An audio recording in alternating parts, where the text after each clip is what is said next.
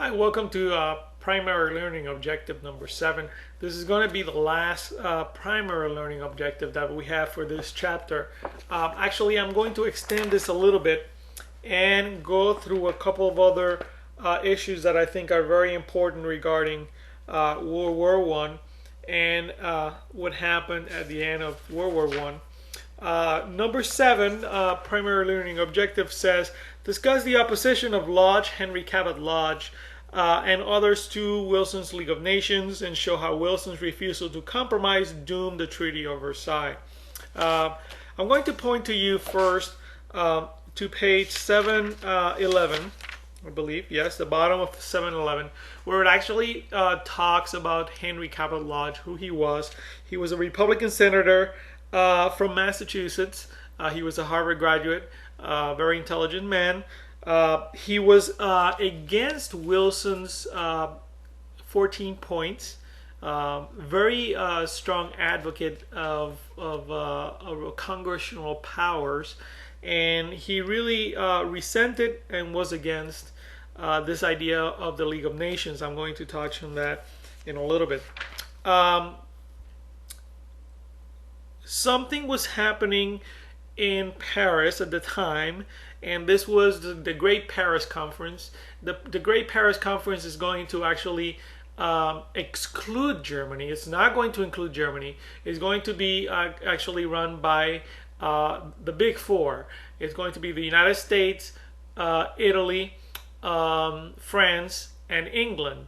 Those are going to be the Big Four. The Big Four actually are going to decide that they need to really show Germany or give them or treat them a lesson to Germany.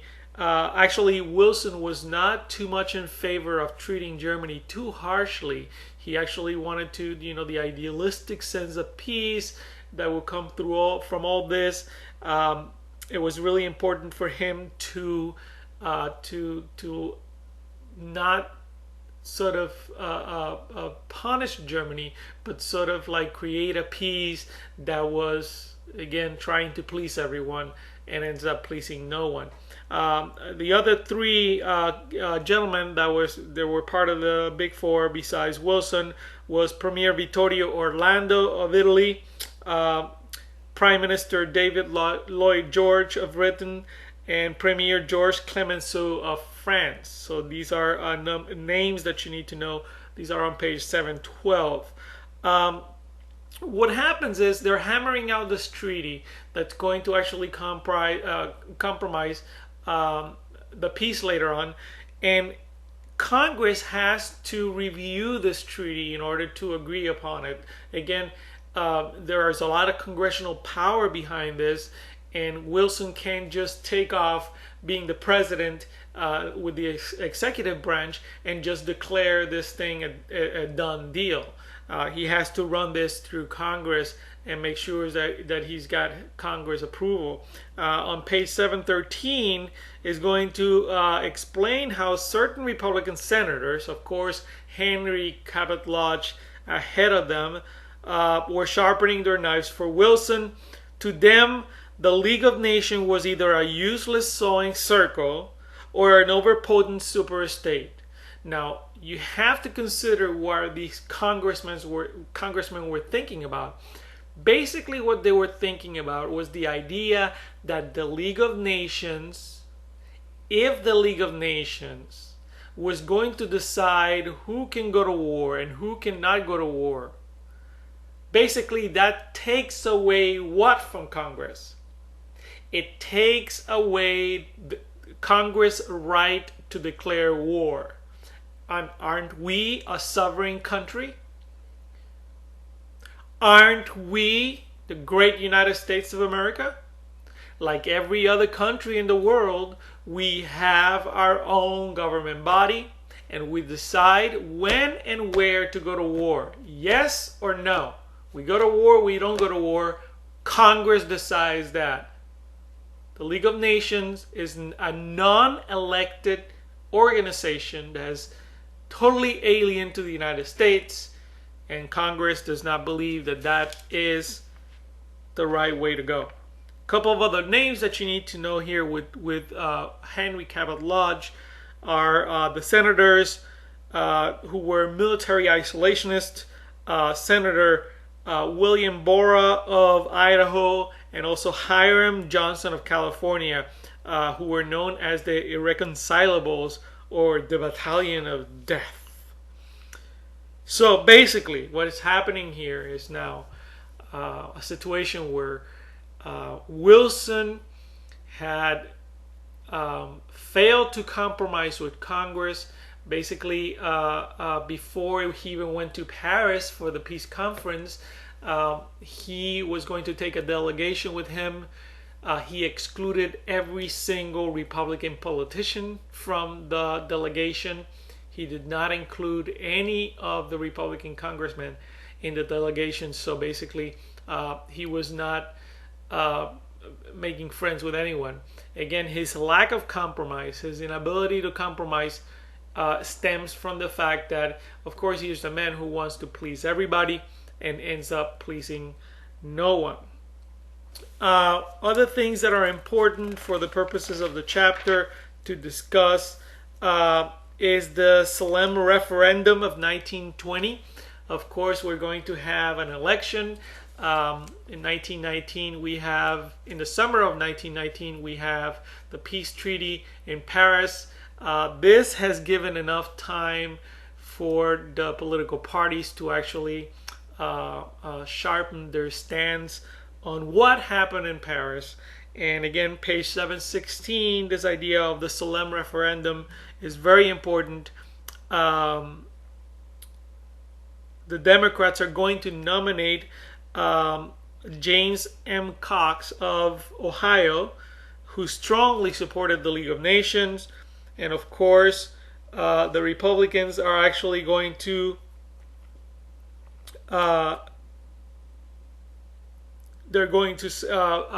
nominate Senator Harding.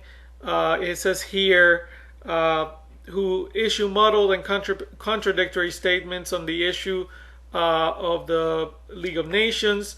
He was pro-League, and anti-League Republicans both claim Harding's election would advance their cause, while the candidate suggested that if elected, he would work for a vague association of nations, a league, but not the League. So basically, Harding, the Republican candidate, knowing that Congress is anti-League of Nations, he said he was going to work with some League of Nations, but not the League of Nations. So again, here's an election that is very sort of bland in terms of how the candidates are positioning themselves. Eventually, although the election, it says here on 716, although the election could not be considered a true referendum, Republicans isolationists successfully turned Harding's victory into a death sentence for the League of Nations. Do you think now that the League of Nations is going to actually pass through Congress? Of course not. Congress completes its support or its control of Congress, and now they have the executive branch. They are going to vote no on the League of Nations. And isn't it funny? Isn't it funny that the actual country that actually sponsored the League of Nations is the only country not in the League of Nations? So you have a chair with 3 legs. You have Italy, Britain, and France, and the 4th leg that was supposed to hold the chair up was the United States, and therefore the United States is not in. Congress did not vote to approve the League of Nations, and that is the end of Wilson's idealism. And of course, the vindictive and the vengeance against Germany is going to give rise to anger with the public in Germany. The German people are going to be outraged eventually during the 1920s and during the 1930s. They are going to suffer more than anybody else in the world in terms of economic recession and economic hardships, and because they had to pay these reparations to these countries that had won the war. And again, that's going to lead to the conditions that are going to bring Adolf Hitler to power. And of course, that is another war, another story for another time. But again, you have to think about how the Treaty of Versailles and the League of Nations and all the conditions that they impose, and I mean they, the big four, imposed on Germany at the end of the war, are going to be the conditions that are going to lead to World War II. Okay? I will be available via email at any time. You can send me an email if you have any questions, and you can go to the website and check out the slides and all the other PLO information and the information for Chapter 31. Thank you.